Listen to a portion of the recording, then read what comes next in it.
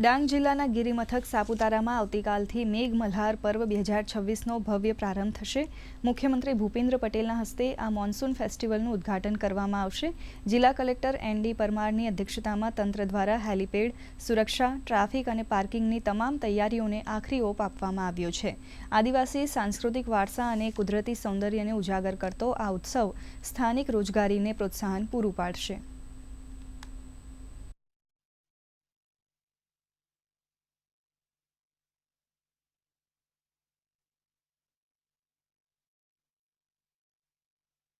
ગુજરાત રાજ્યનું એકમાત્ર ગિરિમથક સાપુતારા અને એમાંય વરસાદની ઋતુમાં ડાંગ જિલ્લોની કુદરત જ્યારે સોળે કળાએ ખીલી છે ત્યારે આ સાપુતારા મોન્સૂન ફેસ્ટિવલમાં પધારવા આપ સર્વેને વહીવટીતંત્ર રાજ્ય સરકાર વતી હાર્દિક નિમંત્રણ છે।